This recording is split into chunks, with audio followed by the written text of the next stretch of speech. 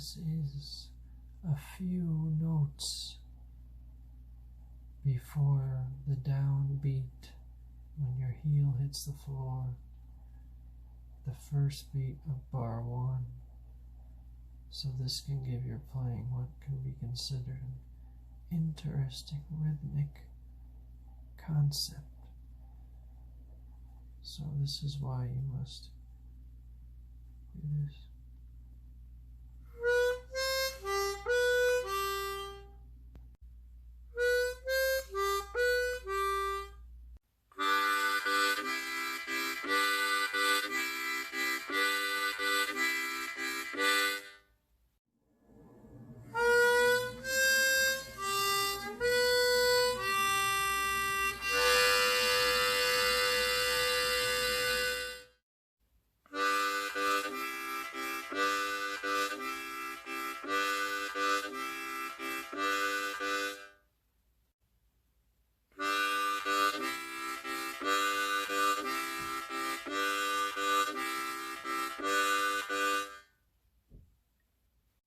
So there is a lot of sort of repeated ground or terrain, so to speak, when you're talking about the various tools and tricks you have in your arsenal when you're playing this here. This time it's the Hohner Special 20 key of C. Now the key of C harp is the only harp I have more than one of. Also have the crossover. So there's certain things you should be familiar with right now that allow you to understand what it is I'm doing. And this has, when I said repeated ground, so to speak, it's really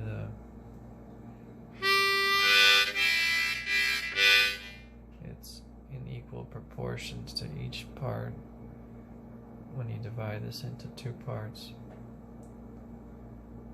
And so, certain things you need to know how to do at the base would be this, the single notes.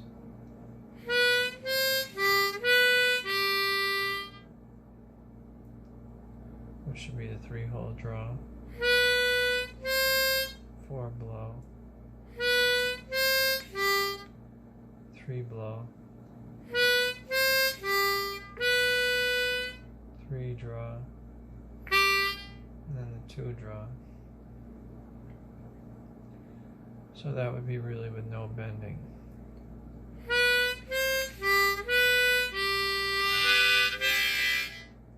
And that wasn't a good transition. You want a smooth and strong transition to the chords.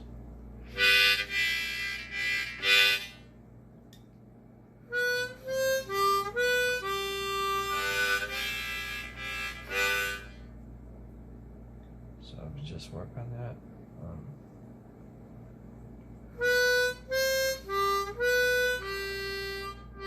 So that 2-hole draw is the culprit there. You want it to, your embouchure to be strong because you're doing all that moving around and then you land on it. So it's easy for that to sound weak and wimpy, and you don't want that. Because you have to be in position to open up. See, if I'm just coming from nowhere and I just play the 2-hole draw, it sounds fine, but when you're navigating over to it and you land on it, you have to be precise. So, like this.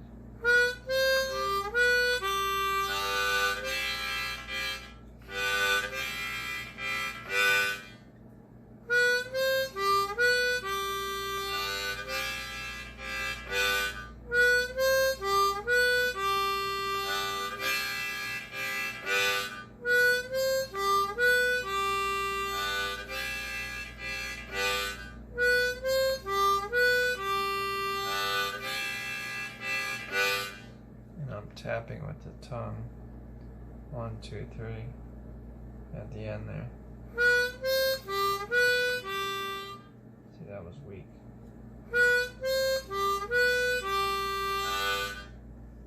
You have to position it just right.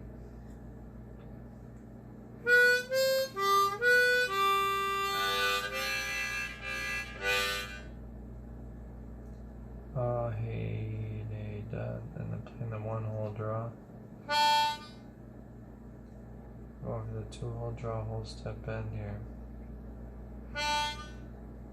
So we're going straight into it from the 1-hole draw. You hear my nose? So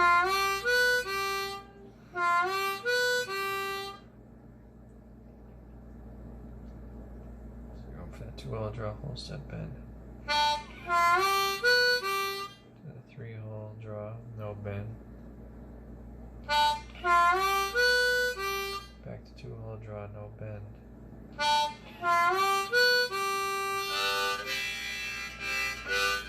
Remember that second half part.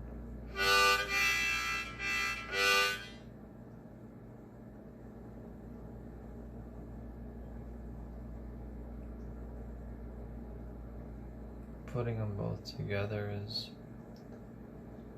of course another story. And then there's the element of the subtleties now, which is adding in the 4-hole draw when you're playing the 3, so it'd be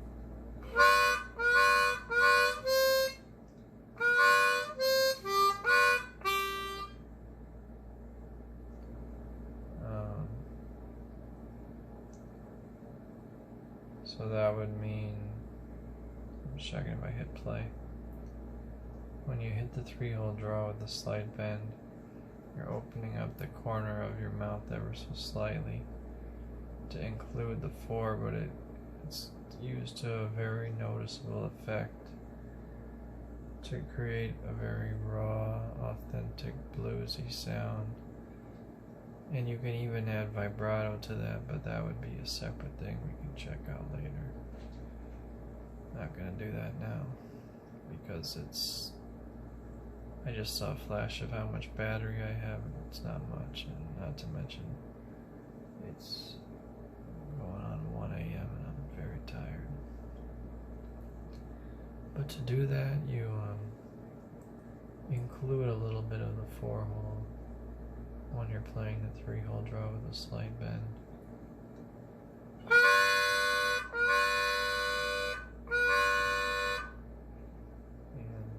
Of course, you don't want to bend the 3-hole draw too much, but I don't know if it's higher level harmonics or what have you, but when you hit it just right, it's probably the loudest sound you can really imagine when it comes to sitting here with your Hohner Special 20 key of C and you're going for blues subtleties.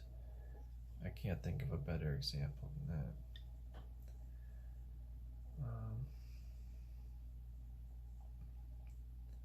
So this is what I mean by there's some repeated ground and some things you need to have under your belt by now if you've been following this channel here. I mean, knowing the difference between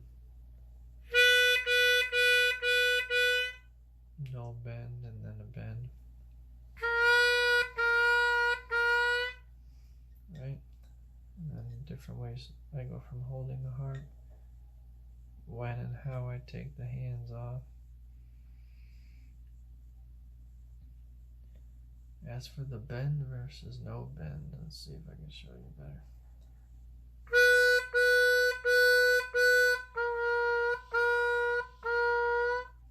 See that?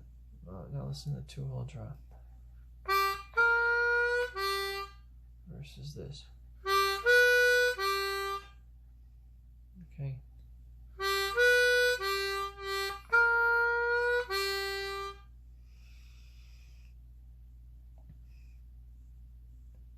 And then, like I said, the next step would be adding in the 4, and the next step would be adding in vibrato.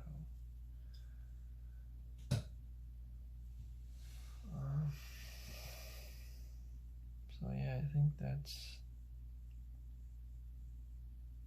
a lot of food for thought. I'm playing out here because I got some real foolish people next door. I hate them. All at the stupid talk. Yeah, be easy, man. You don't even want to get me started. They're little fools. Insecticide.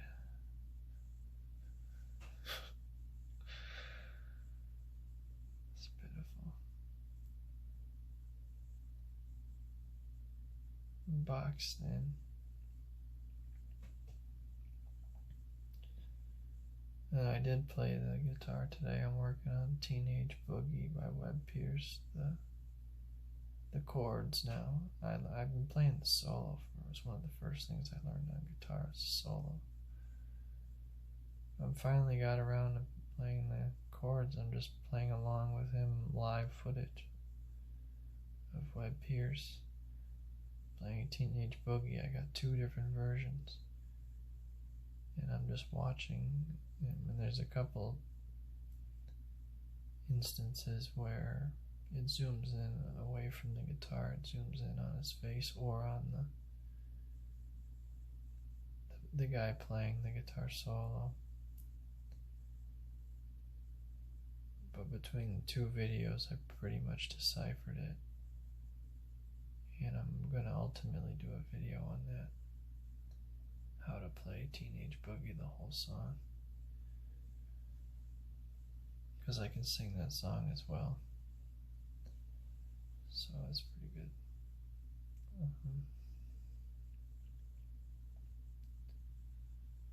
So I'm not sure when I'm going to do that, because I like to master something before I really put it out, and that's still, in terms of the whole song, that's new. I wouldn't even be playing the solo with that, I'd just be playing the chords, because I couldn't incorporate the solo with those live versions. It was played by another player. It was a more complicated solo, and it just wouldn't fit in, so I would just play the chords. So it'd be completely different than Teenage Boogie that I've done in the past. But as in a way, that's like Webb Pierce's best song. I mean, that's like the song.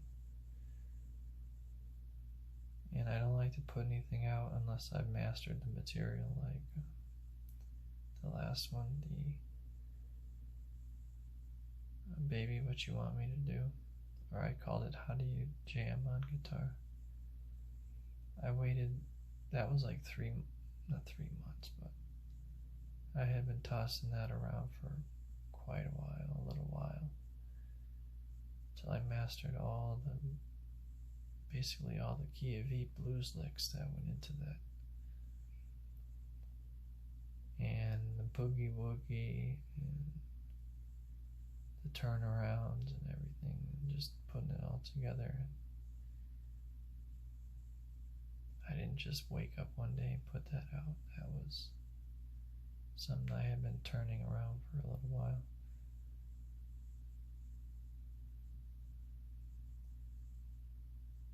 And so I want to do the same thing. First thing I'm going to do is I'm going to write out the lyrics. Then I'm going to write out exactly where the chord changes are. It's going to take me a little while. And I got a lot to do. I did actually get the 3 days off this week. However, on Friday I have something to do. I have to go spend $400. I don't think I'll get into that story right now, because I'm running low on space. I should close it out. I'll tell you more later, but yeah, I don't like to put out anything unless I'm really got the material down. I don't just learn something and then turn around and start talking about how to play it. Just like this video, it's about the subtleties and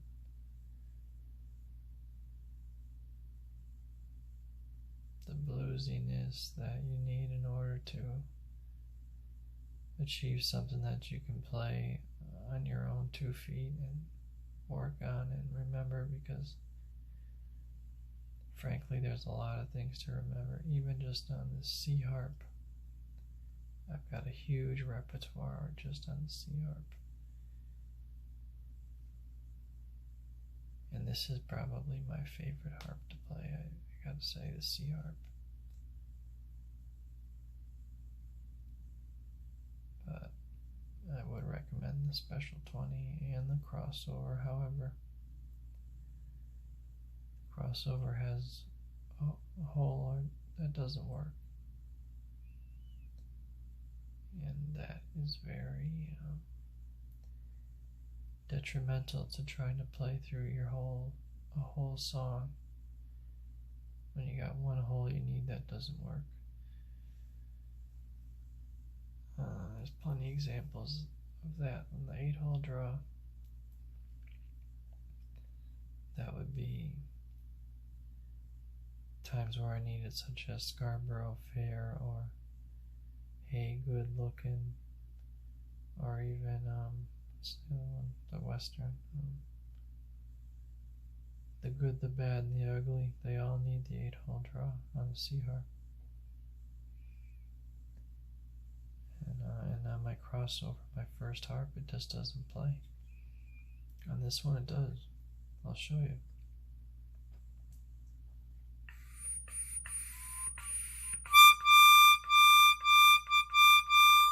See, you needed to warm it up, but it played.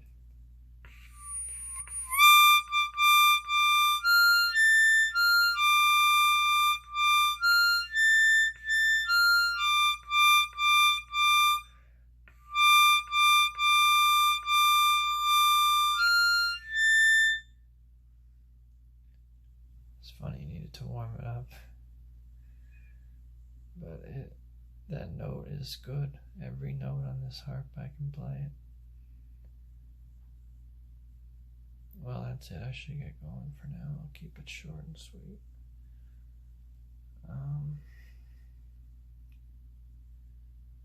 But look out for Webb Pierce.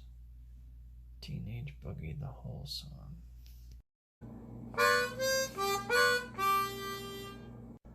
I titled this video What I Did because when you think of the blues, you can't think of it as a language in the sense of, with this internet age, how you can interact with people across the world and they may not even really know English, but you can get together with them even in a virtual setting, or if you were to get together in person, and it can appear like you're speaking the same language, so to speak.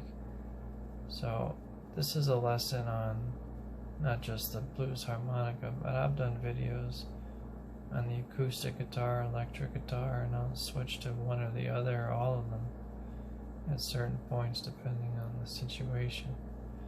And one of the skills in the grand scheme of things is going to be being able to play these different kinds of rhythms. And this is what I presented to you today. Because the fact is you can meet with people across the world through your cell phone. If you think about this for a minute, sound like you've been rehearsing in your mom's basement for 3 years just by being able to speak this language of the blues. And these people may not even know English. And if they do know English, they don't know proper English. Because nobody really does anymore. It's all, what's